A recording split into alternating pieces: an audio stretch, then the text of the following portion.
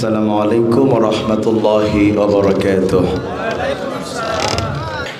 الحمد لله نحمده ونستعينه ونستغفره ونؤمن به ونتوكل عليه ونعوذ بالله من شرور أنفسنا ومن سيئات أعمالنا. من يهده الله فلا مضل له ومن يضلل فلا هادي له.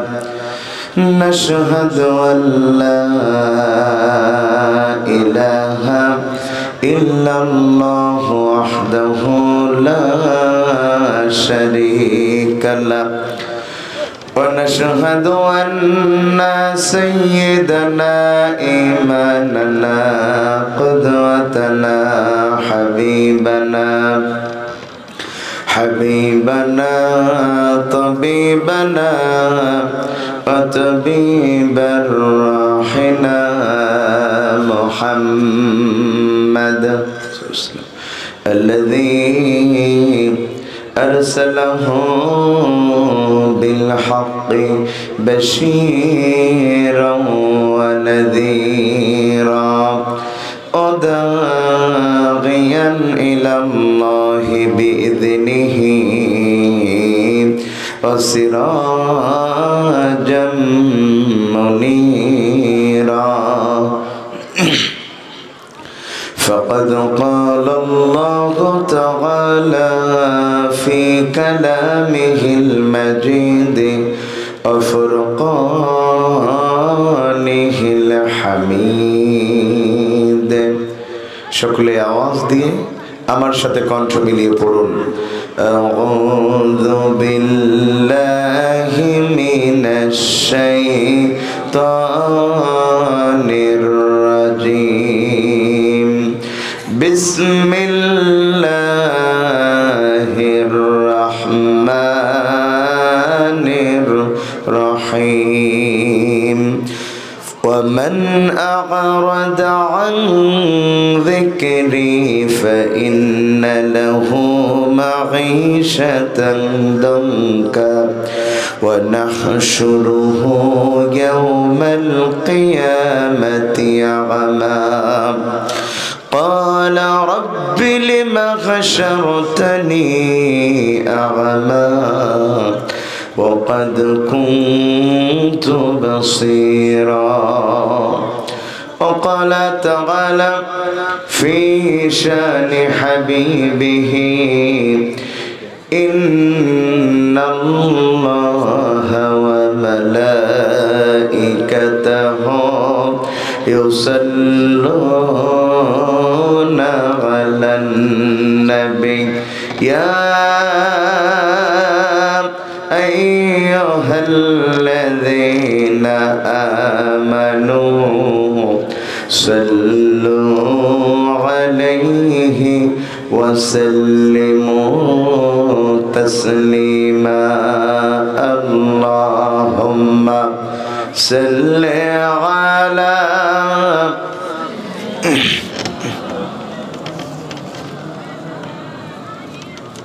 আপনাদের অনেক কষ্ট হয়ে গেছে ভাই, রাত গভীর হয়েছে, কণ্ঠে কোনো তেজি নাই, একটু প্রাণ খুলে মহাব্বতের সাথে পড়ছি আল্লাহুম্মা সাল্লি আলা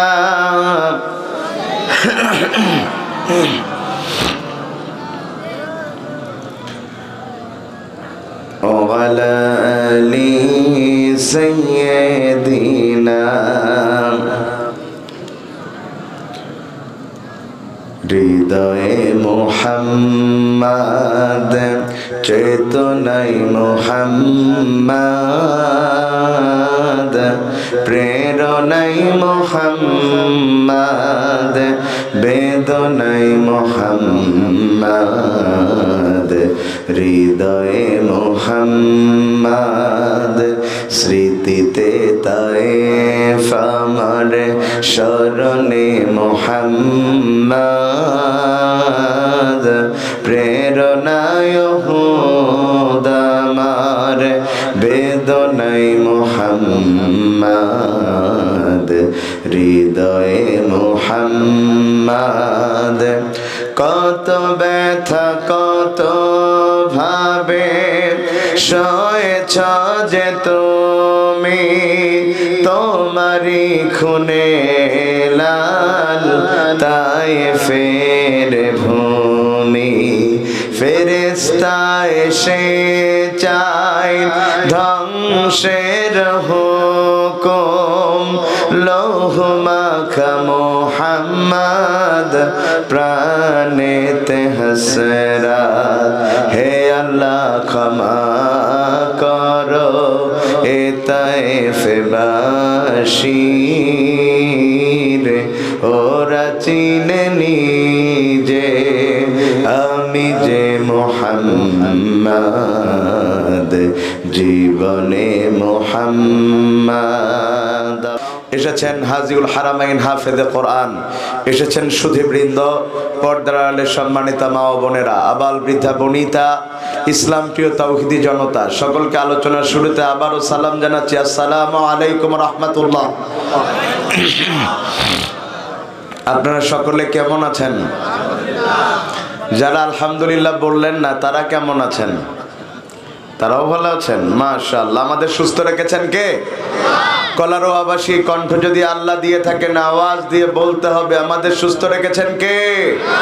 সে আল্লাহর জন্য সবাই মিলে আওয়াজ দিয়ে পড়ছি আলহামদুলিল্লাহ। আমরা পড়ছি রব্বানা লাকাল হামদ হামদান কাসীরান তাইয়িবান মুবারাকান ফীহি। দুরূদ এবং সালাম প্রেরণ করছি বিশ্ব মানবতার মহান আদর্শ আপনার আমার জন্য আল্লাহ তাআলার পক্ষ থেকে প্রেরিত রহমা সাইয়্যিদুল মুরসালিন খাতামুন নবিয়্যিন রাহমাতুল লিল আলামিন মুহাম্মাদুর রাসূলুল্লাহ। আদম আলাইহিস সালাতু ওয়াস সালামের জামানা থেকে যে বাজারায় আল্লাহর রাস্তায় মৃত্যুবরণ করেছেন দিন কায়েমের আন্দোলনে, আল্লাহ প্রত্যেককে শাহাদাতের মর্যাদা দান করুন। দোয়া করছি এই দেশের জন্য যারা জীবন দিয়েছেন, এদের মধ্যে যারা ঈমান নিয়ে কবরে গিয়েছেন, আল্লাহ প্রত্যেকের কবরগুলা জান্নাতের বাগান বানিয়ে দিন। সর্বশেষ দোয়া করছি আপনাদের এই বাক্সা হঠাৎগঞ্জ অঞ্চল থেকে, বিশেষ করে আপনাদের এই মাদ্রাসার সাথে যুক্ত ছিলেন এমন যারা কবরবাসী হয়েছেন, আজকে কোরআন শোনানোর উসিলাই আল্লাহ তাআলা তাদের কবরের আযাব থাকলে মাফ করে দিন, কবরগুলাকে আল্লাহ তাআলা জান্নাতের বাগান বানিয়ে দিন। সম্মানিত ভাইয়েরা, রাত গভীর হয়েছে, ঘন্টাখানিক কথা কি শোনা যাবে ইনশাআল্লাহ? ঘন্টাখানেক শোনা যাবে? আসলে অত্যাধিক গভীর রাত হলে জনগণের চাহিদা পূরণ করা বক্তার জন্য খুব কষ্ট হয়ে যায়, অনেক চিন্তা ভাবনা করে ওয়াজ করতে হয়, এরপরে ওয়াজ একটু কোনো দিক গেলে তখন দোষটা বক্তার হয়। এখনকার সময়ে সবচেয়ে ভালো দ্বিতীয় বক্তা হতে পারা, তাহলে সবচেয়ে সুন্দর টাইমে ওয়াজ করা যায়। আমরা এসে গিয়েছি, কিছু কথা বলবো ইনশাআল্লাহ। আপনারা কি কিচ্ছা শুনতে চান না তাফসীর শুনতে চান? জোরে বলেন, কি শুনতে চান? তাফসীর কিন্তু একটু শুনলে গায়ে লাগে। কিচ্ছা কাহিনী হলো ভিটামিনের মতো, খাইতেও মজা লাগে, শরীর স্বাস্থ্য সুন্দর দেখায়, কিন্তু রোগ সারে না। রোগ সারতে গেলে অ্যান্টিবায়োটিক খেতে হয়। প্রিয় ভাইয়ের আমার, তাফসীর মাহফিল হচ্ছে অ্যান্টিবায়োটিকের মতো। বান্দার মধ্যে মুনাফিকের যেই রোগ ঢুকেছে, বান্দার মধ্যে কুফুরির যেই রোগ ঢুকেছে, বান্দার মধ্যে বিদআতের যেই রোগ ঢুকেছে, এই রোগকে দূর করতে হলে বর্তমান সময়ে তাফসীর নামক অ্যান্টিবায়োটিকের কোনো বিকল্প নাই। কথা ঠিক? আর বক্তা কেমনে ওয়াজ করবে? ১৫০০ বছর আগে আল্লাহ নিজেই শিখিয়ে দিয়েছেন। আমার আল্লাহ বলেন, বক্তা আলোচনা করতে চাও, শ্রোতারা আলোচনা শুনতে চাও, আমি আল্লাহ একটা রুলস করে দিয়েছি, সেটা হলো ফাযাক্কির বিল কোরআন। বক্তা যদি ওয়াজ করতেই হয় আল্লাহর কোরআন দিয়ে ওয়াজ করবা, কারণ আল্লাহর কোরআন দিয়ে যদি ওয়াজ করা হয় ওমান দাগা বিহি হুদায়া, সেই আলোচনা হেদায়েতের জন্য যথেষ্ট হয়ে যায়। সুবহানাল্লাহ। তাইলে কোরআনের আলোচনা যদি কোরআন থেকে করা যায়, তাইলে এটা দিয়ে বান্দার হেদায়েত হয়ে যায়। বলেন, কি হয়ে যায়? হেদায়েত হয়ে যায়। প্রিয় ভাইয়ের আমার, আসুন আমরা কোরআনুল কারীমের 20 নম্বর সূরা, সূরার নাম সূরাতুত তাহা। সূরাতুত তাহা 2 অক্ষর দিয়ে একটা সূরা, যেই সূরার নামের অর্থ আল্লাহই ভালো জানেন, এর অর্থ দুনিয়ার কোনো মানুষ জানেন না। তবে তাহা বলতে কোরআনুল কারীমের মধ্যে আমার প্রিয় রাসূলকে বোঝানো হয়েছে, সুবহানাল্লাহ। সেখানের 124 নম্বর এবং 25 নম্বর আয়াত আমি আপনাদের সামনে তেলাওয়াত করেছি। আমরা প্রথম অর্থ বলবো, তারপর ইনশাআল্লাহ আলোচনার মধ্যে ঢুকে যাব ইনশাআল্লাহ। আমার আল্লাহ বলছেন, মান আগারাদা আন যিকরি, আর যে বা যারা আমার জিকির থেকে মুখ ফিরায় নেবে, ফাইন্না লাহু মাঈশাতান দানকা, আমি আল্লাহ তাআলা তাদের জন্য একটা জীবন দিব, যেই জীবনটা হচ্ছে সংকীর্ণ, যেই জীবনটা হচ্ছে সংকুচিত। ওয়া নাহশুরুহু ইয়াওমাল কিয়ামাতি আগমা, আর 2 নম্বরে আমি তাদেরকে হাসরের দিন অন্ধ করে তুলব। ক্বালা, তখন সেই ব্যক্তি বলবে, রব্বি, হে আমার রব, লিমা হাসারতানি আগমা, আজকে কেন আমাদেরকে হাসরের দিন অন্ধ করে তোলা হলো? অকাদ কুনতু বাসিরা, অথচ দুনিয়াতে আমরা দেখতে পেতাম, দুনিয়াতে আমরা চক্ষুষ্মান ছিলাম, আজকে কেন আমাদেরকে অন্ধ করে তোলা হলো? এটা হলো আয়াতের অর্থ। প্রিয় ভাইয়েরা আমার রব, আমার আল্লাহ, তার চাইতে সেরা বিচারক এই পৃথিবীতে আর কেউ হতে পারে না। জোরে বলেন। আমার আল্লাহ নিজেই বলেন, আলাইসাল্লাহু বিআহকামিল হাকিমিন, বান্দারে দুনিয়াতে আমার চাইতে সেরা বিচারক আর কোথায় পাবি? আল্লাহু খায়রুল হাকিমিন, দুনিয়াতে যত বিচারক আছে সর্বশ্রেষ্ঠ বিচারক আমার আল্লাহ। জোরে কন্না সুবহানাল্লাহ। আমার আল্লাহ অপরাধ ছাড়া কোনো মানুষকে শাস্তি দেন না। এখানে আমার আল্লাহ বলছেন বান্দাকে শাস্তি দেয়া হবে 2টা। কয়টা? বিনা অপরাধে না, অপরাধে দেয়া হবে। আমাদের দেশে তো বিনা অপরাধেও কত মানুষের বিরুদ্ধে মামলা হয়, কথা বলে না হয়। আব্দুল গফুর সাহেব মারা গিয়েছেন 2012 সালে, আর কলারওয়াই বোম মারা হয়েছে 2021 সালে। 2021 সালে বোমা মারা মামলার প্রধান আসামি 12 সালে মারা যাওয়া আব্দুল গফুর। কথা কয় না কা? কথা ঠিক। তার মানে আব্দুল গফুরের কত পাওয়ার, কবর থেকে বোমা মেরেছে। কথা কয় না? কবর থেকে কি মেরেছে? বোমা মেরেছে। আমাদের দেশে মৃত মানুষের বিরুদ্ধেও মিথ্যা মামলা দেওয়া হয়। কথা ঠিক ভাইয়েরা আমার। তবে আমাদের দেশে ভাই, আমি মাঝে মধ্যে বলি, জীবন্ত মানুষের চাইতে আমাদের দেশে মরা মানুষের পাওয়ার বেশি। বিশ্বাস হয় আপনাদের? মরা মানুষের পাওয়ার বেশি। আমাদের দেশে মরা মানুষের এত পাওয়ার, কবর থেকে উঠে এসে ভোট দিয়ে আবার কবরে যেয়ে শুয়ে পড়ে। কথা কয় না কা? কবর থেকে উঠে এসে কি দেয়? চাচা ভোট দিতে গিয়েছে, অফিসার বলছে চাচা তোমার ভোট হয়ে গেছে। চাচা বলছে ভোট হয়ে গেছে মানে কি কথা? আমি তো সিল মারিনি, আমার হাতে তো কালি নাই। বলছে কালি তোর কইলেই, বাড়ি যা, নাই সোনার ছেলেরা দাঁড়িয়ে আছে, মাইর দিবে। চাচা তখন চলে যাচ্ছে, অফিসার ডেকে বলছে চাচা, চাচিরে কয়ে দিয়েন তার ভোট হয়ে গেছে। চাচা বলছে কি কইলে? বলছে হ্যাঁ। বলছে আল্লাহর কি রে? বলছে হ্যাঁ। চাচা বলছে তোমার চাচি কত বড় বেঈমান, 50 বছর সংসার করে মারা গেল, ও কবর তুটে এসে ভোট দিতে পারলো, আমার সাথে দেখা করতে পারলো না। কথা বলেন না কেন? কথা ঠিক। এদেশে মৃত মানুষও ভোট দেয়, আর এদেশে ভোটের মাঠে মানুষের বদলে কুকুর দাঁড়িয়ে থাকে। আর জালিমরা বলে আমরা জনগণের ভোটে পাশ করেছি, কুত্তার ভোটে পাশ করে যারা, এই সমাজে 4 পেয়ে জানোয়ার কুত্তার চাইতে খারাপ তারা। কথা ঠিক ভাইয়েরা আমার। আল্লাহ তাআলা কখনো অপরাধ ছাড়া কোনো মানুষকে শাস্তি দেন না। দুনিয়ার মানুষ কত মানুষকে মিথ্যা মামলা দিয়ে তার বাড়ি গাড়ি দখল করে নেয়। দুনিয়াতে কত মানুষ মিথ্যা গল্প সাজায়া বড় বড় আলেমদের বিরুদ্ধে মিথ্যা সাক্ষী দেয়। কথা বলেন না কেন? এই মিথ্যা সাক্ষীর কারণেই তো আল্লামা সাঈদীর মতো আলেমকে 13টা বছর কারাগারে কাটানো লেগেছে। কথা ঠিক। তাইলে আমরা বুঝলাম দুনিয়াতে অপরাধ বাদেও শাস্তি দেয়া হয়। কথা ঠিক ভাইয়েরা আমার। কিন্তু আমার রব আমার আল্লাহ তিনি কখনো অপরাধ বাদে কোনো মানুষকে শাস্তি দেন না। আমার আল্লাহ বলছেন আমি মানুষকে শাস্তি দেব দুইটা। প্রথম নাম্বার কি? আমি তাদের জীবনকে সংকুচিত করে দেব। দুই নাম্বার নাহশুরুহু ইয়াউমাল কিয়ামাতি আ'মা, আমি তাকে হাসরের দিন অন্ধ করে তুলব।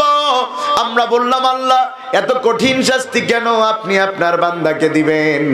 আল্লাহ বলছেন কারণ বান্দা একটা অপরাধ করেছে, ওই অপরাধের শাস্তি হিসাবে আমি আল্লাহ তাদেরকে দুইটা শাস্তি দেব। বলেন অপরাধ কয়টা? কথা বলেন অপরাধ কয়টা? হাত দেখে বলেন অপরাধ কয়টা? শাস্তি কয়টা? আল্লাহ আখিরাত কেন রাখলেন? অনেকে তো আখিরাত বিশ্বাস করে না। আখিরাত বলতে কি কিছু আছে? কথা বলেন আছে? জোরে বলেন আছে? হযরত আলী রাদিয়াল্লাহু তাআলা আনহুর কাছে একজন নাস্তিক যে প্রশ্ন করছে, আলী তুমি নামাজ পড়ো কেন? বলছে আল্লাহর জন্য, যাতে আল্লাহ আমাকে জান্নাত দেয়। তুমি রোজা রাখো কেন? আল্লাহর জন্য, যাতে আল্লাহ আমাকে জান্নাত দেয়। আচ্ছা তুমি এত কষ্ট করে নামাজ রোজা হজ যাকাত তাসবিহ তাহলিল করো তাহলে জান্নাতের জন্য? বলছে হ্যাঁ। বলছে তুমি মরার পরে যদি দেখো জান্নাত জাহান্নাম বলতে কিচ্ছু নাই, তখন তোমার কেমন লাগবে? কথা শুনতেছেন আপনারা? হযরত আলী বলছেন ওরে নাস্তিক শোনো, যদি আমি মরার পরে দেখি জান্নাত জাহান্নাম কিছু নাই, তাইলে তোমারও যা আমারও তা। কথা মনে হয় বুঝেন নাই। যদি জান্নাত জাহান্নাম না থাকে, নাস্তিকেরও যা আস্তিকেরও তা, আমিও মাটি হয়ে যাব, তুইও মাটি হয়ে যাবি। কিন্তু নাস্তিক যদি থাকে আমি তো জান্নাতে যাব, তোর কি হবে? কথা বলছেন না কেন? যদি থাকে আমি কোথায় যাব? হযরত আলী কোথায় যাবেন? কিন্তু নাস্তিক তোর কি হবে? তার মানে আমরা নিশ্চিত হলাম আখিরাত বলতে কিছু একটা আছে। সূরা কসাসে আল্লাহ বলেন অতিলকা দারুল আখিরা নাজগালুহা, আখিরাতের আবাস সেটা তো তৈরি করেন আমাদের আল্লাহ। আখিরাতে জান্নাত বা জাহান্নাম দেয়ার মালিক কে? জোরে বলেন। তো আল্লাহ কেন আখিরাত বানালেন? এই দুনিয়াতে যদি একজন মানুষ 100 জন মানুষকে হত্যা করে, তাকে কয়বার ফাঁসি দেয়া যাবে? জোরে বলেন না কেন? আমি 100 জন মানুষকে হত্যা করলাম, আমার আদালতে তোলা হলো, আমাকে সর্বোচ্চ কয়বার ফাঁসি দেয়া যাবে? একবার। কিন্তু আখিরাতে তো একবার না, কারণ দুনিয়াতে একবার ফাঁসি দিলেই আমি মারা গেলাম, আমার নিয়ে আর কোনো কাজ নাই। কিন্তু আখিরাতে কেউ কখনো মরবে না, মরতে মরতে বেঁচে যাবে। মানে যত অপরাধ ততবার শাস্তি দেয়া যাবে। কথা কি বোঝাতে পারছি আমি আপনাদের? তাহলে ভালো করে বুঝেন, আমার আল্লাহ বলছেন অপরাধ দুইটা, কিন্তু অপরাধ একটা, শাস্তি দুইটা। আমরা বললাম আল্লাহ কি সেই অপরাধ? আমার আল্লাহ বলছেন আমানা গারাদা আন যিকরি, সেই অপরাধ হচ্ছে যদি ওই ব্যক্তি আমার জিকির ছেড়ে দেয়। কি ছেড়ে দেয়? সবাই বলেন কি ছেড়ে দেয়? জিকির মানে আমাদের গিয়াসউদ্দিন তাহেরি হুজুরের মতো মুর্শিদ, কথা কয় না। এটা ছেড়ে দিলে, হ্যাঁ এইটা ছেড়ে দিলে দুইটা শাস্তি হবে না। জিকিরকে আমরা যেটা বানিয়েছি আসলে জিকিরের মৌলিকত্ব সেটা নয়। ভাইয়েরা আমার মন দিয়া কথা শুনেন, যদি কেউ জিকির থেকে মুখ ফিরায় নেয়, জিকিরের মৌলিক অর্থ হলো 5টা। তার মানে যদি কেউ 5টা জিনিস থেকে মুখ ফিরায় নেয়, আমার আল্লাহ তাকে শাস্তি দিবে 2টা। জিকিরের প্রথম নাম্বার আয-যিকির মাগানিয়াল খুসুসাস সালাহ। জিকিরের প্রথম অর্থ, জিকির মানে হলো সালাত। জিকির মানে কি? তার মানে যদি কেউ সালাত থেকে মুখ ফিরায় নেয়, আল্লাহ তাকে 2টা শাস্তি দিবে। সালাত যদি কেউ না পড়ে, জান্নাতে যাবে নাকি জাহান্নামে যাবে? জোরে বলেন। আমাদের মধ্যে অনেকে বলে নামাজ না পড়লেও ঈমান ঠিক আছে। এ কথা কয়? কয়। অনেকে আবার দেখবেন চিটার, চায়ের দোকানে বসে আছে, বলছে চলো নামাজে যাই, বলছে নামাজ পড়ে কি হবে, অমুক নামাজি চাইতে আমি ভালো। কথা বলে না? শুনেন, যে নামাজ পড়ে না সে ভালো হতে পারে না। কথা শুনতেছেন আপনারা আমার নাকি? ও ভাই আমার, সালাত না পড়লে কোথায় যাওয়া লাগবে?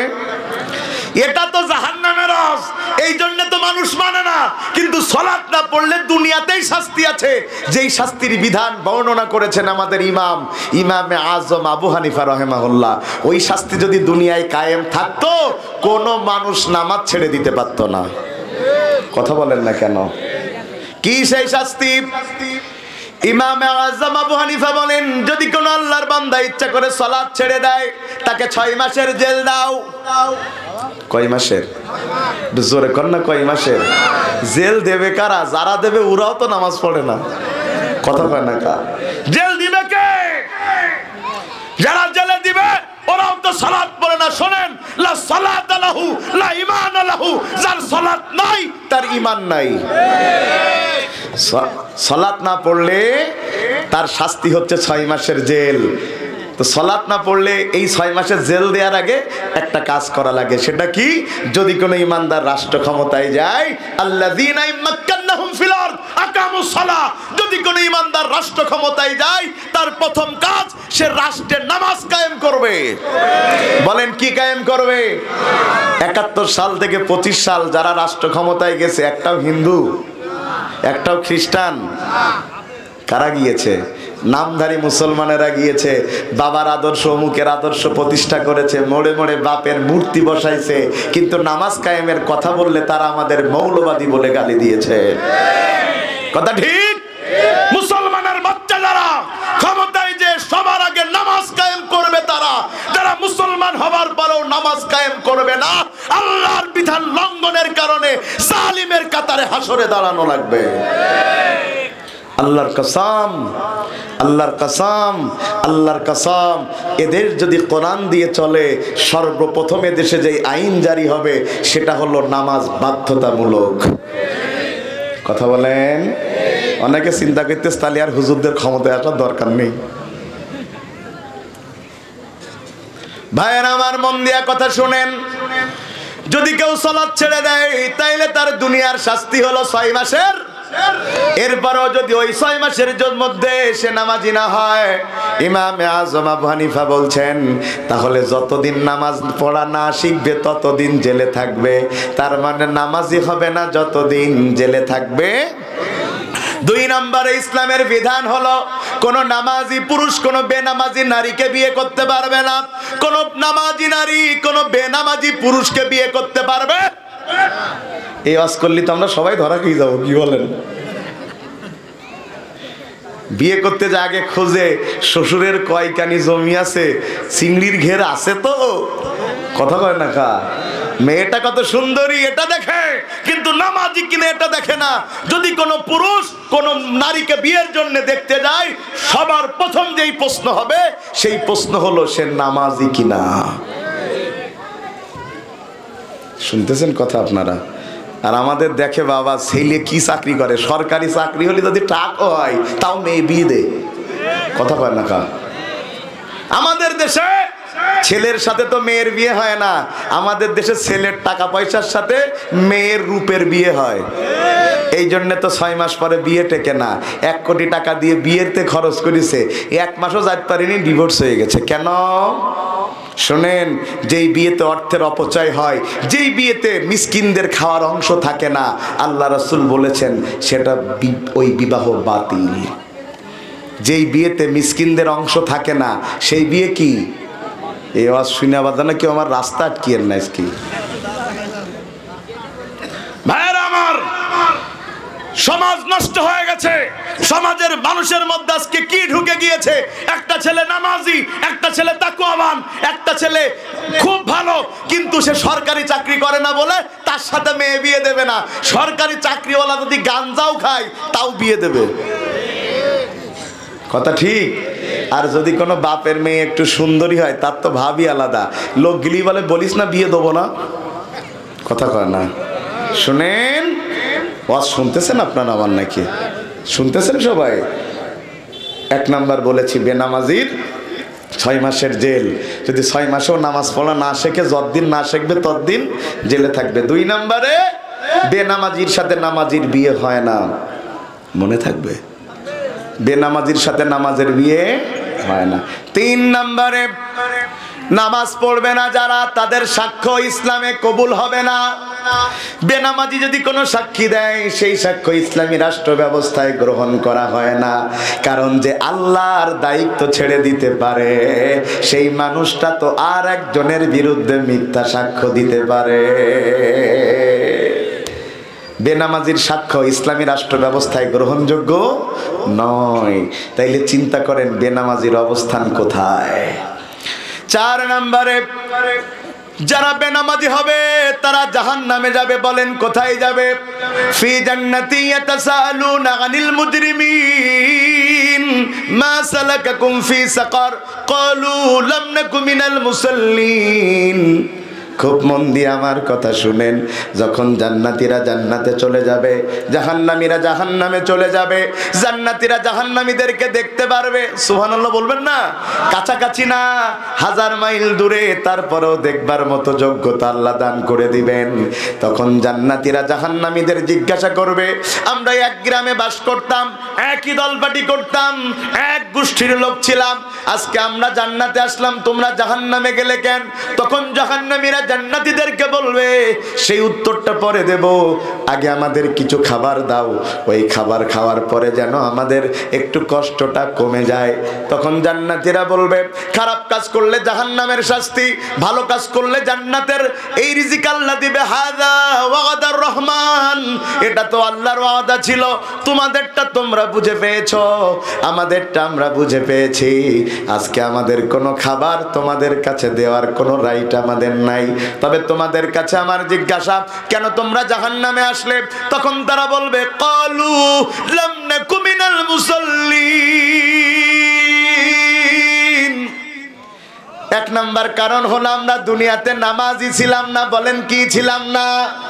তার মানে নামাজি না যারা সাকার নামক জাহান্নামে যাবে, তারা এই নামাজ না পড়ার কারণে মানুষকে জাহান্নামে যাওয়া লাগবে, 2টি শাস্তি পাওয়া লাগবে। এই নামাজ না পড়ার ব্যাখ্যা হলো 3টা। তার মধ্যে 1 নম্বর হলো একেবারেই নামাজ পড়ে। কিছু মানুষ আছে একেবারেই পড়ে না, খালি ঈদের নামাজে পড়ে ঈদু মিয়া, আর রমজানে পড়ে রমজান আলী। কথা কয় না কা? আছে না? সারা বছর পড়ে না। এটা গেল নামাজ, সেটা কি? একেবারেই পড়ে না। 2 নম্বরে নামাজ পড়ে কিন্তু রাসূলের তরিকায় পড়ে না। আমার রাসূল বলেন, সাল্লু কামা রাআইতুমুনি উসাল্লি, নামাজ পড়ো সেইভাবে যেইভাবে আমি রাসূলকে পড়তে দেখেছ। এখন আপনারা বলেন, নামাজ পড়লে সওয়াব না গুনাহ? জোরে বলেন না। তাহলে আজকে থেকে রুকু দেব 2টা, সেজদা দেব 4টা প্রতি রাকাতে। হ্যাঁ, হবে না? কেন ভাই? ওয়াসজুদ আক্তারিব, সেজদা দে, আমার নিকটবর্তী হয়ে যা বলছেন আল্লাহ, তাইলে বেশি করে দেব। হবে না। কেন হবে না? কারণ রাসূল 4টা সেজদা দেন নাই। কথা বলেন না কেন?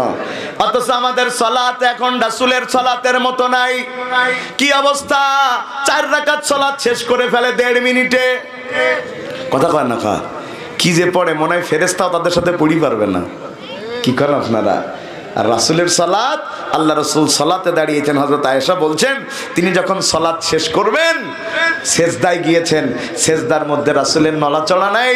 আমি মনে করলাম রাসূল মনে হয় সালাতের মধ্যেই মারা গিয়েছেন।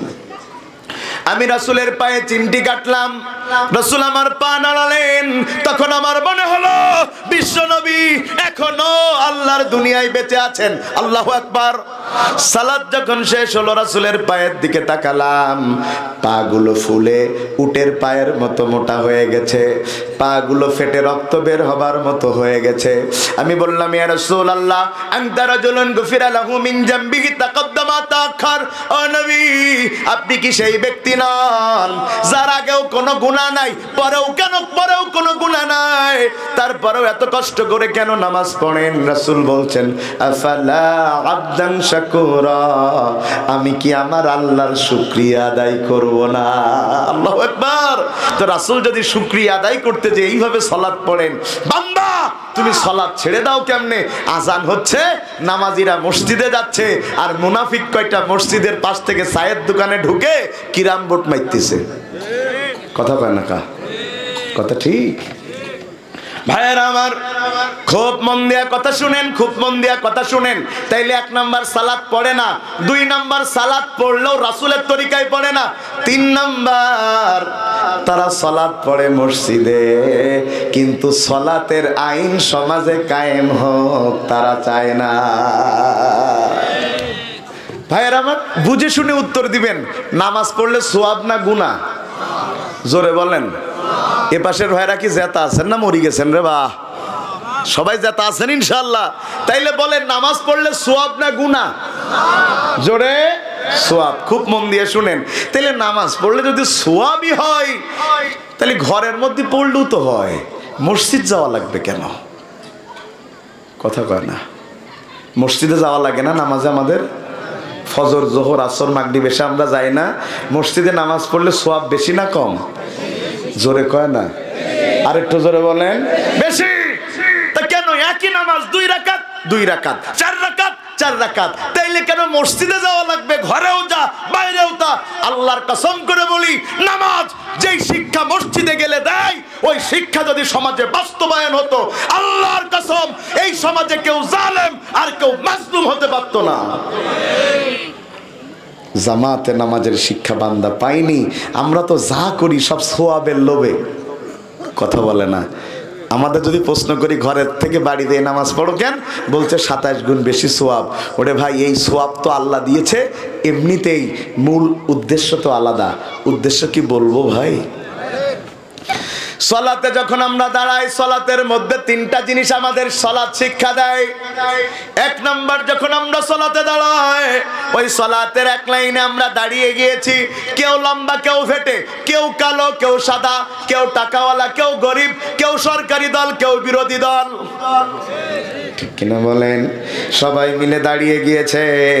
যেই বিএনপির লোকটা যেই আওয়ামী লীগের লোককে দেখতে পারে না, যেই আওয়ামী লীগের লোকটা যেই জামাতের লোককে দেখতে পারে না, নামাজে পাশাপাশি দাঁড়িয়ে গেছে, কেউ উঠে চলে যায় না। কারণ সবাই এটা স্বীকার করে, সব জায়গায় দল চললেও মসজিদের মধ্যে কোনো দল চলে না। কথা ঠিক? একদিন দেখা গেল আপনাদের অঞ্চলের এমপি, এখন তো নেই, যাব যখন আবার হবে আর কি। তবে জানো, বাংলাদেশে আর কোনোদিন ভোট চুরিগিরি কেউ এমপি না হইতে পারে। বলেন একটু আমিন। ভোট চোরদের আবার চোরের মার বড় গলা, বলতে পদত্যাগ করিনি। কথা কয় না? চোরের মার বড় গলা, জোর করে ভোটে পাস করেছো, জনগণের বদলে কুত্তা দাঁড় করিয়ে দিয়েছো। তুমি তো আগেও অবৈধ ছিলে, এখনো অবৈধ। অবৈধ মানুষের কোনো পদত্যাগ পত্রের প্রয়োজন হয় না। ভাইয়েরা আমার, এমপি সাহেব আসলেন। আসার পরে যখন মসজিদের মধ্যে ঢুকেছেন, তার পাশে আনফরচুনেটলি একটা রিক্সাওয়ালা দাঁড়িয়েছে। রিক্সাওয়ালার গায়ে ঘামের গন্ধ এমপির নাকে লাগে। তারপরেও এমপির বাপের ক্ষমতা নাই এই কথা বলবে যে আমার পাশে কোনো রিক্সাওয়ালা দাঁড়াতে পারবে না। ওই মসজিদের মধ্যে এমপিরও যেই মর্যাদা, রিক্সাওয়ালারও সেই মর্যাদা। তাইলে কি হয়?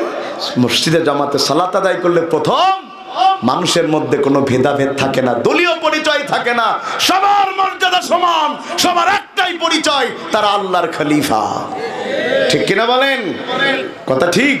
2 নম্বরে, জামাতে সালাত আদায়ের 2 নম্বরে শিক্ষা, ইমাম সাহেব যদি সালাত আদায়ের মধ্যে ভুল করে বসে, কি দিতে হয়? কথা কয় না। আমার দিকে খেয়াল করেন। আলহামদুলিল্লাহি রাব্বিল আলামিন আর রহমানির রহিম ইহদিনাস সিরাতাল মুস্তাকিম। লুকমা দেয় না, খা দেন না লুকমা। আল্লাহু আকবার কয় না। ভুল হইছেন আমার? তার মানে আমি নামাজ এগোতে থাকবো নাকি আবার গোড়ায় আসবো? গোড়ায় আসবো। আবার শুরু করা যাক। আলহামদুলিল্লাহি রাব্বিল আলামিন আর রহমানির রহিম মালিকি ইয়াউমিদ্দিন সিরাতাল্লাযীনা আন'আমতা আলাইহিম।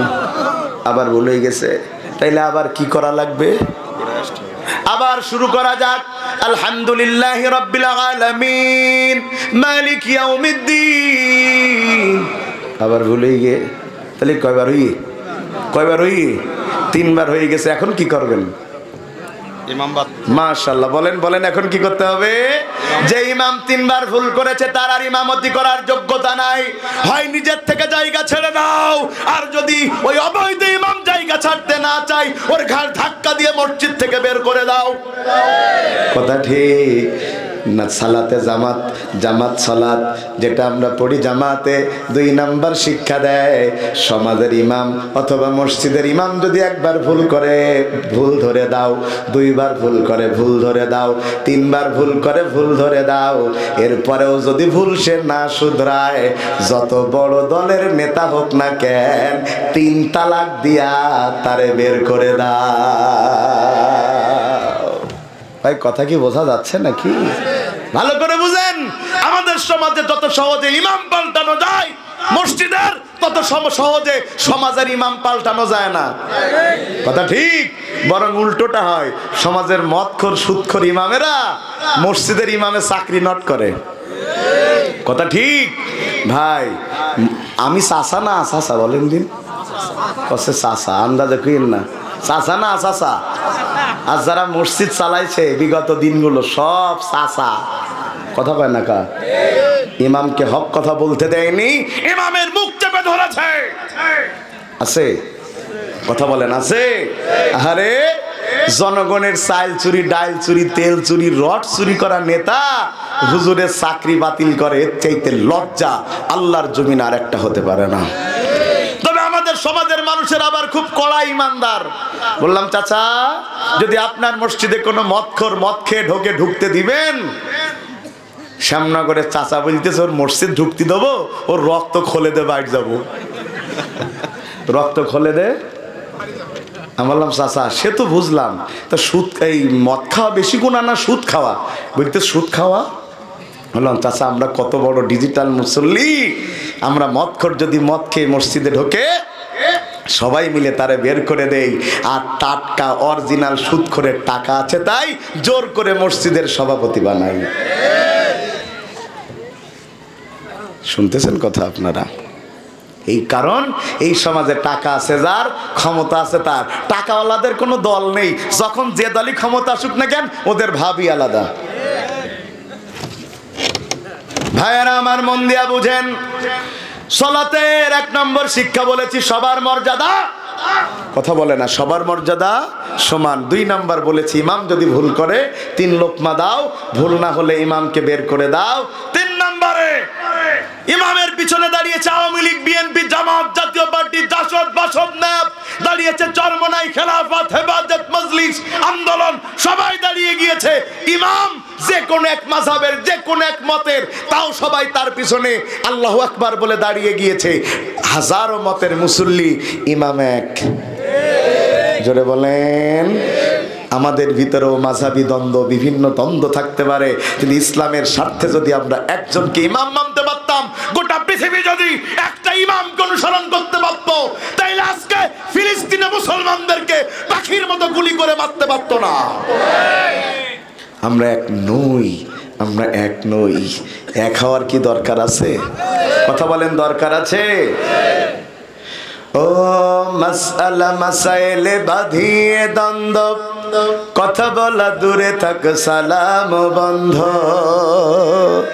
ও মাসআলা মাসাইলে বাঁধিয়ে দ্বন্দ্ব, কথা বলা দূরে থাক সালাম বন্ধ। এক যদি না হও তবে চিরদিন পিছে রবে, বুঝেও বুঝলে না কো, হলো না কো তোমাদের লাজ, এক হয়ে গড়ে তোলো কোরআনী সমাজ। ঠিক না বেটা?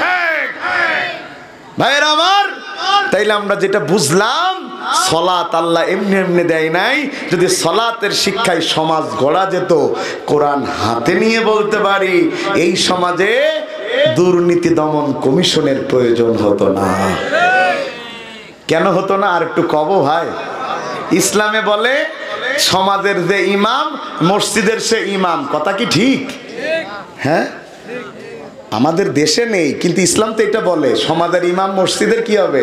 ইমাম। যেমন মেম্বার গ্রামের মেম্বার হবে, গ্রামের বড় মসজিদের ইমাম। ইউনিয়নের চেয়ারম্যান হবে, ইউনিয়নের বড় মসজিদের ইমাম। টিওনো হবে, উপজেলা মসজিদের ইমাম। ডিসি হবে, জেলা পরিষদের মসজিদের ইমাম। কথা ঠিক? হলে লাভ কি বলেন? শোনেন, এ দেশে মানুষ মদখোর, সুদখোর, জেনাখোর নেতা মানে, কিন্তু হুজুর যদি 100 টাকার নোট পাল্টেও দেয় তাও ইমামতি থাকে না। ঠিক কিনা বলেন? তো সমাজের ইমাম যদি মসজিদের ইমাম হতো, ওরা অন্তত মসজিদের ইমামতি বাঁচাতে হলেও চুরি করতো না। কথা কয় না? কথা ঠিক। তাইলে এমন মানুষ সমাজের ইমাম হওয়া উচিত যে আপনি মারা গেলে আপনার জানাজায় ইমামতি করতে পারবে। এমন মানুষকে নেতা মানা উচিত নয় যে রাতের বেলা চায়ের বোতল মেরে এসে তারপর আপনার জানাজায় দাঁড়াবে। কথা বলে না। ভাইয়েরা আমার, মন দেয়া কথা শুনেন এবার। জিকির মাগানিয়াল খুসুসাস সালাহ, জিকিরের প্রথম অর্থ হলো সালাত।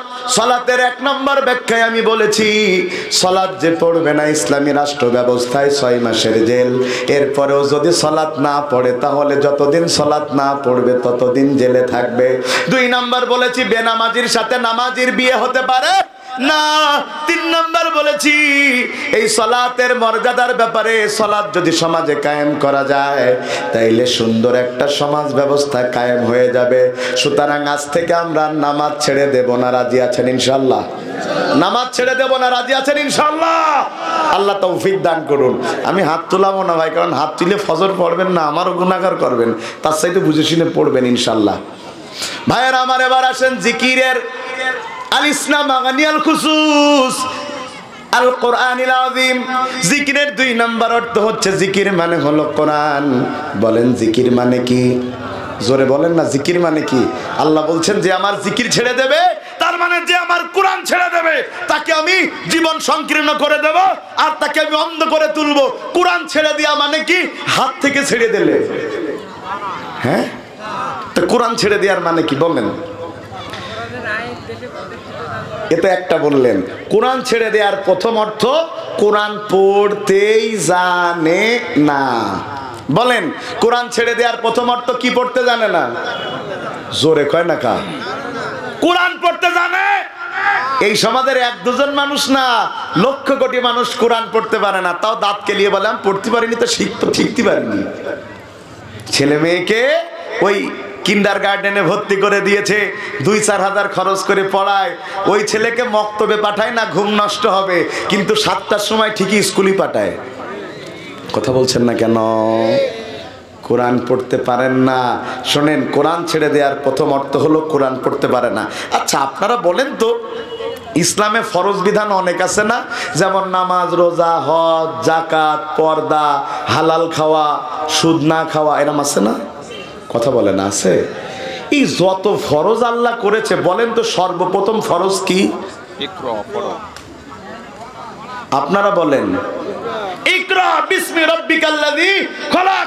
যত ফরজ আল্লাহ করেছেন, প্রথম ফরজ হচ্ছে কোরআন পড়ো। তার মানে কোরআন যে পড়ে না, সে আল্লাহর ফরজ বিধান লঙ্ঘন করে। আর যে আল্লাহর ফরজ বিধান লঙ্ঘন করে, ওই কোরআন তাকে কখনো সুপারিশ করবে না। শুনতেছেন কথা আপনারা? কোরআন পড়তে তো পারে না, 2-1 জন এমন ভাবে পড়ে ভাই, ও ফেরেশতাও চিন্তা করে কোরআন পড়তে না অন্য কিছু পড়তে, সওয়াব লেখবো কি করি? কথা কয় না কা? আর আমাদের দেশের মহিলারা যেই করুণ সুরি কোরআন পড়ে ভাই, সে কথা যদি আমি কই, আমার পিঠির উপর দিয়ে যাবে মই। শুনতেছেন আপনারা? এমন সে শুনাইতে পারবো না ভাই, সে যে ইন্টারন্যাশনাল সুর, এটা খালি বাংলাদেশেই আছে ভাই। রাগ করতেছেন আপনারা? এই ছেলে, হাফেজ সাহেব, কি তোমার দিকে তাকাচ্ছে বাবা? সবাই বসো বসো বসো বসো বসো। 1 নম্বর হলো কোরআন পড়তে পারে না। আজকে এখানে যারা আছেন কোরআন পড়তে পারি না, আমাদের প্রথম কাজ কাল থেকে সবার আগে কোরআন শেখা। রাজি আছেন ইনশাআল্লাহ? জোরে বলেন, রাজি আছেন ইনশাআল্লাহ? 2 নম্বরে আসেন, সবচেয়ে গুরুত্বপূর্ণ পয়েন্ট। কোরআন পড়তে পারলেও কোরআনের অর্থ বুঝে না। আমাদের দেশে কোরআনের অর্থ না বোঝাকে কোনো অপরাধ মনে করা হয় না, কিন্তু কোরআনের অর্থ না বুঝলে আল্লাহর কুদরতের সাথে বেঈমানি করা হয়। কোরআন পড়তে জানে না। 2 নম্বরে, কোরআন পড়তে জানলেও অর্থ জানে না। বরং কিছু আলেম বলে থাকে অর্থ জানা আলেমদের দরকার, আম মানুষের দরকার নয়। এটা কোরআন বিরোধী কথা। কথা বলেন ভাই, মক্কার লোক কি আরবি বোঝে? হ্যাঁ, কথা বলেন না, বোঝে? খুব মন দিয়ে খেয়াল করেন তো আমার কথাটা। আল্লাহ রাসূল গেলেন সাফা মারওয়ার পাহাড়ে, সবাইকে ডাকলেন, ডেকে বললেন আমি তোমাদেরকে একটা কথা শোনাতে চাই। যেই কথা তোমাদেরকে বিপদ থেকে বাঁচিয়ে দিবে, লোকজন সবাই সামনে হাজার হাজার লোক, রাসূলের চাইতে ভালো বক্তা কি কেউ হবে ভাই? জোরে বলেন না। রাসূল দুনিয়াতে সবচাইতে বড় বক্তব্য দিয়েছেন বিদয় হাজের মাঠে 27 মিনিট, অথবা কেউ কেউ বলে 25 মিনিট। 1500 বছর আগে আল্লাহ রাসূল এই ভাষণ দিয়েছেন। এই 25 মিনিটের ভাষণ 1500 বছর ধরে গবেষণা করা হয়েছে, এখনো কেউ এক লাইনের বক্তব্য গবেষণা করে শেষ করতে পারে নাই। সুবহানাল্লাহ বলেন। এ খোকা পর্দায় দেখা যাইতি না, একটু দেও। কি ডাসে কনে গেল সে? আসবে না। আসো আসো সোনা পাখি দেও। ভাই কথা শুনতেছেন আপনারা? আমার একটু একটু খেয়াল করেন আমার দিকে। আছে খেয়াল আছে? রাসূলের চাইতে ভালো বক্তা আর হবে না, রাসূলের মতো করেও কেউ বক্তব্য দিতে পারবে না। যেমন আমাদের দেশে আল্লামা সাঈদীর চাইতে বড় বক্তা আর কেউ হবে না। তার মতো সুর করে হাজারো বক্তা বক্তব্য দিতে পারে। দ্বিতীয় সাঈদী, তৃতীয় সাঈদী, চতুর্থ সাঈদী হতে পারে। বাংলাদেশের সব নকল সাঈদী এক জায়গায় করলেও আল্লামা সাঈদীর 1 মিনিটের বক্তব্যের সমান হবে না। কারণ আসল আর নকল কোনোদিন এক হতে পারে না। আমার মা কালো হলেও আমার মা 1 কোটি সুন্দরী নারীকে আমার মা বানিয়ে দিল, আমার কালো মায়ের সমান হবে না। কথা ঠিক? মন দিয়ে বুঝেন। এবার আল্লাহ রাসূল বক্তব্য দিচ্ছেন, এবার জনগণের সামনে প্রথম বক্তব্য। রাসূল আমার বলছেন, ইয়া আইয়ুহান নাস কুলু লা ইলাহা ইল্লাল্লাহ তুফলিহুন। মন দিয়ে শুনেন, অর্থটা হলো এমন। রাসূল বলছেন, হে মানুষ সকল, তোমরা বলো লা ইলাহা ইল্লাল্লাহ, তাইলে তোমরা সফল কাম হয়ে যাবা। এই কথার মধ্যে কি সংসার দখল করার কথা আছে? কথা কয় না। এই কথার মধ্যে 32 নম্বর ভাঙার কথা আছে? কথা কয় না। এই কালেমার মধ্যে ওই যে ডক্টর ইউনূসের নেতৃত্বে অন্তর্বর্তীকালীন সরকারের কথা আছে? রাসূল এই কথা বলল। এর ভিতরে কথা খালি এই যে তুমি বলো লা ইলাহা ইল্লাল্লাহ, তুমি সফল হবা। নিজের চাচা আদলা ইট তুইলে, কি ইট? আমি আপনাদের ভাষায় বলতেছি আর কি। কি ইট তুলিছে? আদলা ইট তুলে হচ্ছে তোর মাথা ফাটিয়ে দেবো, তুমি ক্ষমতা চাচ্ছাও না। আচ্ছা এই কথার মধ্যে ক্ষমতা কনে আছে বলেন আমার? তার মানে আপনি আমি কোরআনের অর্থ না বুঝলেও মক্কার লোকেরা বোঝে।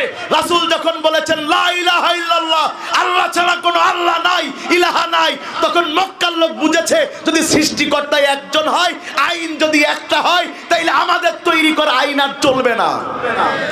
আর যদি আমাদের তৈরি করা আইন না চলে, তাইলে এই সমাজের নেতৃত্ব অটোমেটিক্যালি হুজুরদের হাতে চলে যাবে। কথা বলছেন না কেন? এই জন্য আমরা তাফসীর করলেও তারা খেপে যায়।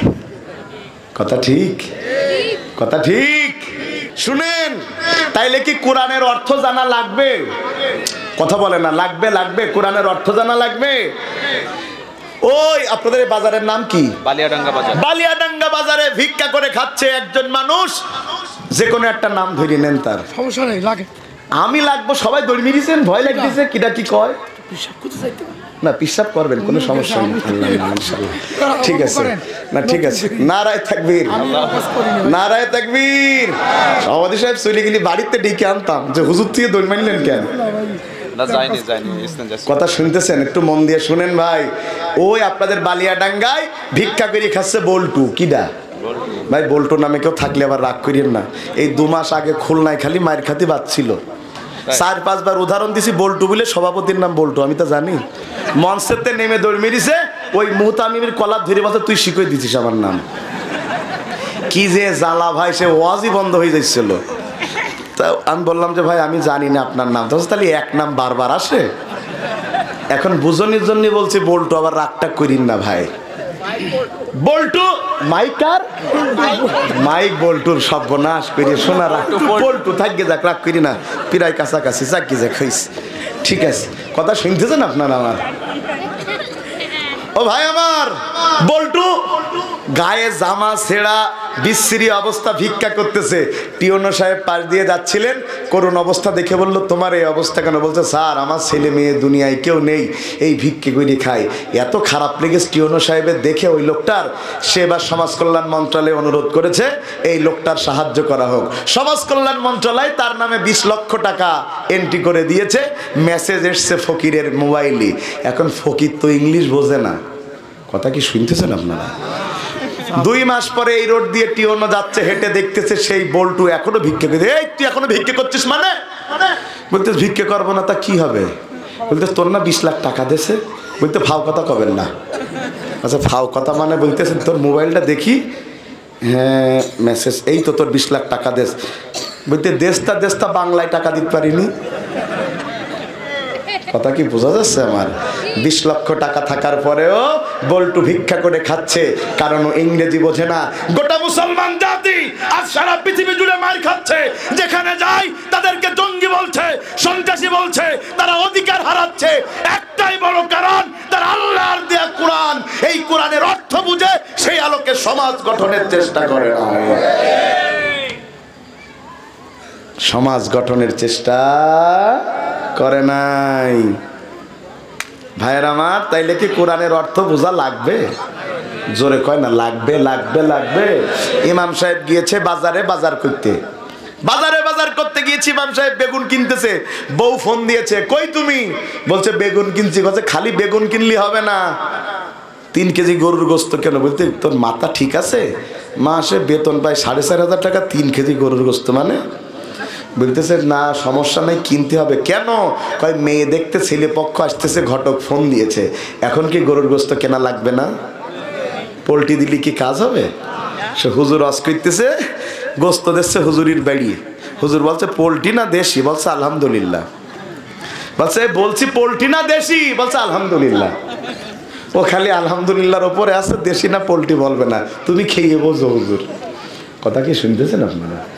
এবার হুজুর গিয়েছে, বললো তাহলে গোস্ত তো কেনাই লাগে, ধার দেনা করে হলো। কষায় একটা আছে যে বলতেছে আসসালামু আলাইকুম, এ আপনি আমাদের মসজিদের ইমাম না? বলতেছে হ্যাঁ তাই তো, আমারে 3 কেজি গোস্ত দেন না। বলছে হুজুর হঠাৎ দুপুরবেলা গোস্ত লাগবে কেন? তা বলতেছে বাড়ি এই ব্যাপার। হুজুর বলছে 3 কেজি গোস্তে কি হয়, আর হাফ কেজি বাড়িয়ে নাও, 3.5 কেজি, 500 গ্রামের টাকা দিয়া লাগবে না। হুজুর মনে মনে বলতেছে আল্লাহর ওলি ছিল কনে? 3.5 কেজি গোস্ত নিয়ে হুজুর চলে গেছে বাড়ি। যে বউর বলতেছে আগে যদি জানতাম এই কষাই এত ভালো, তাইলে আমি মাঝে মধ্যেই গোস্ত কিনতে যেতাম, আমারে তো 500 গ্রাম গোস্ত ফ্রি দিয়েছে, 400 টাকা দাম। বউ বলতেছে কথা তো মিলতে না, 500 গ্রাম গোস্ত ফ্রি দিলে ওই কষায় একটু মেপে দেখো দিন। গোস্ত মেপে দেখছে টোটালে 2.5 কেজি। কটুক? হ্যাঁ 2.5 কেজি। ইমামের এত রাগ হয়েছে, বলছে তোর ওই কষাই না মেরে ভাত খাবো না। বউ বলতেছে কষাই পরে মেরো, তুমি আগে মেহমান বিদায় করে নাও। মেহমান বিদায় করে কষাই সারা রাত ধরে কোরআন আর হাদিস সাজাইছে। এই হুজুর সাজাইছে কষার শোনাবে যে ওজনে কম দিলি কি হয়। পরের দিন সকালবেলা ইমাম সাহেব চলে গেছে কষাইয়ের দোকানের সামনে 10টার দিকে, যায়া সুন্দর করে তেলাওয়াত করতে শুরু করেছে। ওয়াকিমুল ওয়াজনা বিল কিসতি ওয়ালা তুকসিরুল মিজান। তেলাওয়াত শুনে মুসল্লি জমি গেছে চারিপাশে। অন্যদিন কষাইয়ের গোস্ত বেচতে লাগে সকাল 11টা 12টা, এই কি বলে 2টা 3টা, আজকে 11টা 12টার মধ্যে গোস্ত বেচা শেষ। কষাই যেই বলছে হুজুর আপনি প্রতিদিন আসবেন। হুজুর বলতে হইলটা কি? প্রতিদিন আসবো মানে? আমি ওর বুঝলাম ওজনে কম দিলি কি হয়, আমার ওজনে কম দিয়েছে, ও আমার প্রতিদিন। ও হতচ্ছাড়া, যা বলেছি কিছু তো বুঝিনি। কথা কয় না কা? সাইদি সাহেবের যেদিন ওরা হত্যা করলো, তার পরের জুমায় মনে হয় প্রত্যেকটা মসজিদে পুলিশ পাঠাইছে, দোয়া করা যাবে না। আপনাদের এই কেড়াগাছি পাঠায়নি? পাঠাই নাই? বাবারে বাবা, কত বড় জালেম, তারা আমাদের জবানে পর্যন্ত সেলাই করে দিয়েছে, কোনো কথা বলতে দেয় নাই। জালেমরা 2 জন হুজুরকে একসাথে চা খাইতে দেখলে নাশকতার মামলা দিয়ে জেলে ভরে দিয়েছে। তারা আজকে আল্লাহর ওলি সেজে ফেসবুকে পোস্ট দিচ্ছে কোরআনের আয়াত। জুলুম কইরো না ভাইয়ের আমার, মন দিয়ে শুনেন অবস্থা কি হলো। ওই আমার মসজিদেও একদম প্রশাসনের লোক সবচেয়ে বেশি আমার মসজিদ এসছে বেনাপোলে, কারণ জানে কেউ দোয়া না করলে এ করবেই। আমার মসজিদ কমিটির লোকজন হাত পায়ে ধরে বলছে, ভাই আপনার ইমানের জোর আছে আপনি বলেন, কিন্তু আমরা তো বাঁচতে পারবো না, আমাদের দিক তাকিয়ে দোয়া করার দরকার নেই। আমি সবতলে সবসময় আরবিতে করলে কি হবে? বলতে তা করে না, হতসালারা কেউ আরবি বোঝে না। আরবিতে এমন দোয়া করলাম জালেমের বিরুদ্ধে, যে কটা ধরতে এসছে বলছে আমেন। ওরা যদি জানতো ওই দিন কি বলেছি, তাহলে এই ওদের পতনের জন্য আমার দায়ী করি 1 নম্বর আসামি করি মামলা করতো। অর্থ বোঝেনি আমিন বলিস, কিন্তু বাংলায় করলি তো আমার ঘাপাই দিত। কথা কয় না, কথা ঠিক ভাইয়েরা আমার। ইমাম সাহেব পরের দিন চলে গেছে, আজকে আর আরবি বলে না, আজকে বাংলা বলে। ও কসাই, গতকাল তুমি আমারে 3.5 কেজি গোস্ত, 500 কেজি ফাও, 500 গ্রাম ফাও, অথচ তুমি কমই দিয়েছো সব মিলায় 1 কেজি। ওজনে কম দিও না রে কসাই, ওজনে কম দিবে যারা কিয়ামতের দিন নিজের গায়ের গোস্ত কেটে পরিশোধ করবে তারা। কসাই বলতে আমার বলছে না, হ্যাঁ কসাই হুজুর মারিনি অনেক দিন। কালকে যার আরবি বলল, আজকে সেটার বাংলা বললে কেন হুজুর পিটাচ্ছে? শোনেন, এদেশে ওই তারাবি পড়িয়ে কোরআন পড়লে 50-এর জায়গায় 60,000 টাকা দেয়, সুর ভালো হলে হাফেজ সাহেবের। আর এই কোরআনের তাফসির করার কারণেই হাজার হাজার মানুষকে মুসলমান বানানোর পরেও আল্লামা সাঈদীকে রাজাকারের মামলা দিয়ে জেলে ভরে দেয়। কি বোঝা গেল? ওরা তেলাওয়াতের কোরআন পছন্দ করে, কিন্তু তাফসিরের কোরআন পছন্দ করে না। বন্ধুগণ আমার, খুব মন দিয়া কথা শুনেন, খুব বুঝেন, আমার কথাগুলো বোঝার চেষ্টা করেন। কোরআন মানে না এর 1 নম্বর অর্থ হলো কোরআন পড়তে পারে না। 2 নম্বর, কোরআন পড়তে পারলেও ওই কোরআনের অর্থ বুঝে না। 3 নম্বর, কোরআন পড়তেও জানে, অর্থও জানে, কিন্তু তারা ওই কোরআনের সমাজ কায়েমের কোনো চেষ্টা করে না। আছে খালি জনগণ না, হুজুররাও তো আছে, বলে আমি কোনো রাজনীতির মধ্যে নেই। বলে শুনেন, যে হুজুর বলবে আমি কোনো রাজনীতির মধ্যে নেই, বুঝবেন ও তলে তলে বাতিলের দালালি করে খায়। কথা ঠিক ভাইয়েরা আমার। আমরা আরো কিছু কথা বলবো, সেদিকে এগিয়ে যাই। অমানাগরদাং যিকরি, যে আমার জিকির থেকে মুখ ফিরায় নেবে। 1 নাম্বার বলেছি সালাত থেকে মুখ ফিরায় নেবে, সালাতের ব্যাখ্যা করেছি। 2 নাম্বার মানিয়াল খুসুস আল ইসনা কোরআনুল আযীম, যে ব্যক্তি কোরআন থেকে মুখ ফিরায় নেবে, 3টা ব্যাখ্যা করেছি। 4 নাম্বারে জিকিরের 3 নাম্বার অর্থ হচ্ছে রাসূলের আদর্শ। কার আদর্শ? জোরে বলেন না, কার আদর্শ? যিকরুর রাসূলা, রাসূলের আদর্শ মানবে না যারা, দুনিয়া থেকে বেঈমান হয়ে মরবে তারা। কার আদর্শ মানা লাগবে বলেন ভাই? জোরে বলেন, কার আদর্শ মানা লাগবে? খালি নামাজে? হ্যাঁ, সব জায়গায় মানা লাগবে, সব জায়গায় মানা লাগবে। আমাদের বাবারে বাবা পাগড়ি 22 হাত আল্লাহ রাসূল পড়িছে, পড়ো পাগড়ি। জুব্বা রাসূল পড়েছে, পড়ো। তো রাসূল দেশ চালাইছে, নাউজুবিল্লাহ। কথা কয় না? এখানে কেন নাই? শুনেন আমার বক্তব্য এবার শুনেন। একজন লোক আওয়ামী লীগ করে, বলেন কি করে? এরম লোক কেড়াগাছি নেই?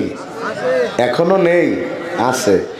প্রিয় ভাইয়ের আমার, একজন লোক কি করে বলেন? আবার আওয়ামী লীগ করে। আওয়ামী লীগের এই বিপদের দিনেও কোনো অনুশোচনা নেই, বলতেছে আমি এখনো নেত্রী ফিরে আসলে তার জন্য জীবন দিতে পারি। এরম লোক নেই? কথা বলেন নেই? নেই মানে কবেন কি গের? আপনাদের সাতক্ষীরায় তো মশাল মিছিল করি 2 দিন আগে, তার মানে আছে। এইভাবে আওয়ামী লীগ এই বিপদের মধ্যেও করছে। এমন কোন আওয়ামী লীগের লোক যদি বলে আমি আওয়ামী লীগ করি, আওয়ামী লীগে ভোট দিই, এই বিপদেও আমি নেত্রীরা ছেড়ে যায় নাই, সব ঠিক আছে, কিন্তু আমি বঙ্গবন্ধুকে আদর্শ মানি না, ওরে কি আওয়ামী লীগে লাগবে? কি করবে? লাথি মেরে মঞ্চ থেকে নামায় দেবে। কথা ঠিক? একজন বিএনপির লোক বলছে আমি 17 বছর ধরে মারধর খেয়ে বিএনপি করেছি, আমার মামলার সংখ্যা 66, আমি ক্রসের আসামি ছিলাম, আমি বিএনপির জন্য জীবন দিতে পারি।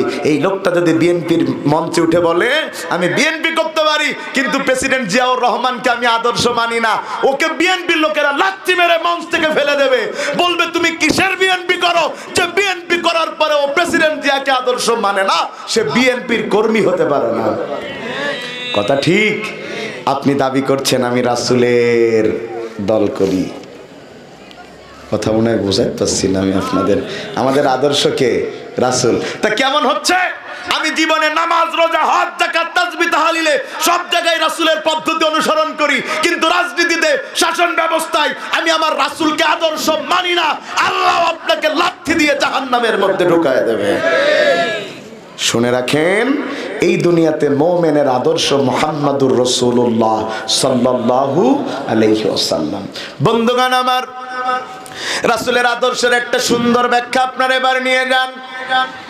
একজন মানুষের ঈমান যদি হয় আকাশ সম, কিন্তু সে যদি রাসূলের আদর্শ মানায় কোনো ভুল করে, ওর ঈমান যত শক্ত হোক না কেন, তারপরেও আল্লাহ তাকে কখনো বিজয় দান করবে না। উহুদের ময়দানের কথা আপনারা সকলেই জানেন। উহুদের ময়দানে যারা যুদ্ধ করতে গিয়েছে, সেনাপতিত্ব করছেন স্বয়ং মুহাম্মাদুর রাসূলুল্লাহ সাল্লাল্লাহু। রাসূলের ঈমান নিয়ে যদি কেউ প্রশ্ন তোলে, সে বেঈমান হয়ে যাবে। কথা ঠিক? রাসূলের ঈমান নিয়ে প্রশ্ন তোলা যাবে, সে বেঈমান হয়ে যাবে। আর রাসূলের সাথে যারা যুদ্ধ করছে তারা সাহাবী, সাহাবীদের সম্পর্কে আল্লাহর বক্তব্য রাদিয়াল্লাহু আনহুম ওয়া রাদওয়ান। আমি সাহাবীদের পরে খুশি, সাহাবীরা আমার পরে খুশি। প্রিয় ভাইয়েরা, খুব মন দিয়ে বুঝেন, তাইলে সাহাবীদের ঈমান নিয়ে প্রশ্ন তোলার কোনো সুযোগ, জোরে বলেন।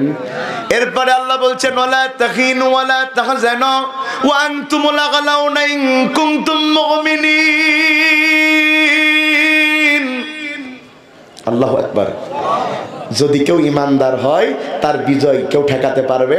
এখন উহুদের যুদ্ধে রাসূল স্বয়ং সেনাপতি, যিনি ইমানদারদের লিডার, আর সাহাবীরা যুদ্ধ করছে, তাদের ঈমান নিয়ে প্রশ্ন তোলা যায় না। কিন্তু জিহাদের ময়দানে পরাজয় হলো, কিন্তু তারা তো ইমানদার ছাড়া বেঈমান না, নাউজুবিল্লাহি মিন যালিক। তাইলে পরাজয় হলো কেন? এই আলোচনা যদি জাতি বুঝতে পারে, তাইলে রাসূলের আদর্শ মানা জাতি বুঝতে পারবে। কি বিষয় সেটা? আল্লাহ রাসূল জিহাদের ময়দানে গেলেন, যাওয়ার পরে সাহাবায়ে কেরামদেরকে বললেন, এই যুদ্ধের ময়দানের সবচেয়ে ঝুঁকিপূর্ণ জায়গা ওই পিছনের গিরিপথ। ওই পথটাকে তোমরা এমন ভাবে পাহারা দিবা যাতে কেউ পিছন দিক দিয়ে ঢুকে আমাদেরকে আক্রমণ করতে না পারে। সাহাবায়ে কেরাম রাসূলের কথা শুনে সেখানে চলে গেলেন। যুদ্ধে আল্লাহ জয়দান করলেন, সবাই গনিমতের মাল কুড়াতে গেল। যারা ওখানে ছিল তারা চিন্তা করলো, আমরা আর গনিমতের মাল না কুড়ায়া কেন বসে থাকবো, আমরাও যাই গনিমতের মাল কুড়াতে যাই। রাসূল তাকে থাকতে বলেছে, কিন্তু বিদায় নেওয়ার কথা বলে নাই। তারা যে রাসূলের আদেশ না শুনেই ওখান থেকে চলে এসে গনিমতের মাল কুড়াতে লেগেছে। পিছন দিক দিয়ে কাফেররা আক্রমণ করে উহুদের যুদ্ধে আমাদের পরাজিত করে দিয়েছে। এই ঘটনা প্রমাণ করে দিয়েছে সাহাবীদের ঈমান আকাশ সম, কিন্তু রাসূলের আদর্শ মানার ক্ষেত্রে তারা গিয়েছে ঠিকই, কিন্তু ফিরে আসার জন্য রাসূলের আদেশের অপেক্ষা করে নাই। আল্লাহ পরাজয় দিয়ে বুঝিয়ে দিয়েছে, সাহাবীরা রে শোনো, আল্লাহর দ্বীন কায়েমের আন্দোলন যত সুন্দর করেই করো না কেন, সেটা যদি পরিপূর্ণ রাসূলের পদ্ধতি না হয়, কোনদিন আল্লাহ বিজয় দিবে না। আপনার মিছিলে লক্ষ লক্ষ হতে পারে, কোটি কোটি মানুষ হতে পারে, শুনে রাখেন, এটা বিজয়ের মাপকাঠি নয়, বরং বিজয়ের মাপকাঠি আপনার সংগঠন কতটা রাসূলের সুন্নাহ দিয়ে চলছে। ঠিক, এটা দেখা লাগবে না। মিছিলে লক্ষ লক্ষ লোক দেখেই বলা যাবে না এই দল সহি, ওই দল সহি। ওটা বললি তো ভাই, যারা মাজারে যে সেজদা দেয় তাদের লোকও তো কম না। তাইলে কি বোঝা গেল? খুব মন দিয়ে বুঝেন, খুব মন দিয়ে বুঝেন, রাসূলের আদর্শের পরিপূর্ণ বাস্তবায়ন ছাড়া কোনোদিন কোনো মানুষ ইসলাম কায়েম করতে পারবে?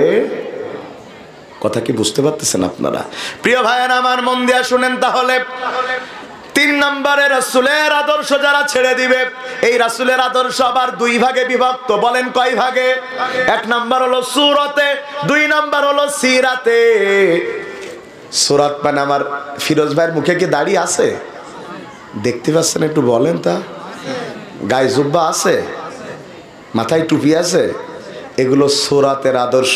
এই সূরাতের আদর্শ নিয়ে কোনো সমস্যা নাই, আদর্শ হলো সিরাতের। দাড়ি টুপি পাঞ্জাবি পরলে কেউ আপনারে মারবে না, খালি যদি লম্বা টুপিটা সরিয়ে মাথার সাথে লাগিয়ে টুপি পরতে পারেন, বলবে একেবারে নিরীহ হুজুর। কথা কয় না? শোনেন, রাসূলকে খালি সূরাতে মানলে হয় না, সিরাতে মানা হয়। আমাদের দেশে ইসলাম মানি অর্ধেক, ছেড়ে দেই অর্ধেক। উদাহরণ দিলে বুঝতে পারবেন। এক মসজিদে মুয়াজ্জিন নিবে, বলেন কি নিবে? আগে যে মুয়াজ্জিন ছিল, মুয়াজ্জিন ভালো না, সে আজান দিলি নাকি কুত্তা ডাকে। কি ডাকে? কথা শুনতেছেন আপনারা? কি ডাকে? এটা কি অপরাধ? হাদিসে তো আছে কুত্তা ডাকার কথা। যদি কেউ কোনো মুয়াজ্জিন আজান দিলে কুত্তা তখন আজান না শুনবে না, শয়তান শুনবে না, তাই কুকুরের ওপরে যে সওয়ার হয় তখন কুকুর ডাকতে থাকে। এখানে মুয়াজ্জিনের কোনো দোষ নাই। মসজিদে মুয়াজ্জিন নিবে, এরকম বিজ্ঞপ্তি দেয়া হলো। প্রায় 27 জন দরখাস্ত করেছে মুয়াজ্জিন হবে। কমিটির লোক এরম বক্স সেট খাটালো, খাটিয়ে বলল আজান শোনার পরে সবাই যাকে রায় দেবে তাকে আমরা মসজিদে নেব। কথা শুনতেছেন আপনারা?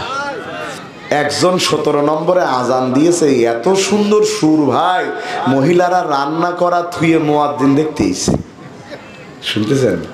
পরে এবার বললো যে সবাই চলে যান, আমরা সিদ্ধান্ত জানাবো ফোনে কাকে নেব। মহিলারা সব বলতেছে ওই হুজুর যদি না নাও বাড়ি ভাত রান্না বন্ধ। তারা ওই মুয়াজ্জিন নিবে, তাকে ফোন করলো। মুয়াজ্জিন বলছে নিবেন তো, ঠিক আছে, বেতন দিবেন কত? কয় আগের হুজুরের দিতাম 8000। বলে আগের হুজুরের আজান দিলে নাকি কুত্তা ডাকতো, তাই 8000, আমার দেয়া লাগবে 20000। মোড়লরা বলছে তাও নে, নাই বউরা ভাত রান্নবেন না। তাকে নেয়া হলো। বলেন তো সে মসজিদে কার নামে স্লোগান দেয়? মুয়াজ্জিন কার নামে স্লোগান দেয়? কার নামে? আমরা ইসলামের দিক থেকে কতটা দূরে চলে গেছি। একজন মুয়াজ্জিন যদি মসজিদের মধ্যে আল্লাহর নামে স্লোগান দেয়, সে 20,000 টাকা বেতন পায়। একই মুয়াজ্জিন যদি ওই স্লোগান মসজিদে না দিয়ে দিন কায়েমের জন্য রাজপথে দেয়, তাকে ধর্ম ব্যবসায়ী বলে। তাকে ধরে নিয়ে জেলের মধ্যে ভরে দেয়। আমরা মসজিদে আল্লাহু আকবার পছন্দ করি, কিন্তু রাজনৈতিক ময়দানে আল্লাহু আকবারের স্লোগান পছন্দ করি না।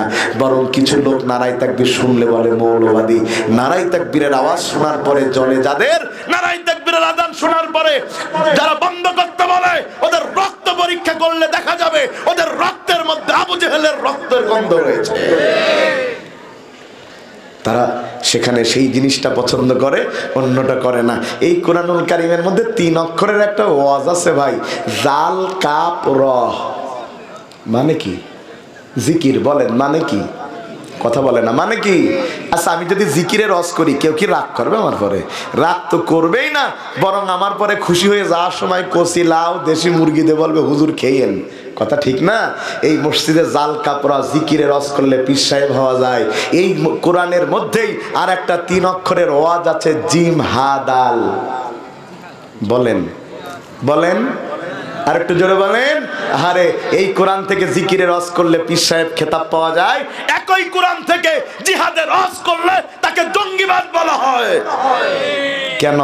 আমরা জিকিরের ইসলাম মানি, জিহাদের ইসলাম মানি না।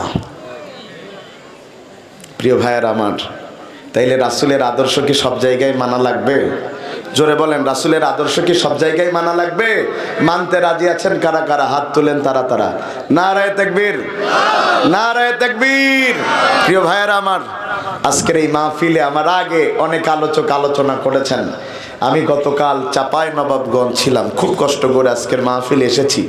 আমি একটু অনুরোধ করেছিলাম আমার 10টার দিকে দিলে আমি হয়তো আমার শারীরিক কন্ডিশনে একটু মন খুলে শোনাতে পারতাম।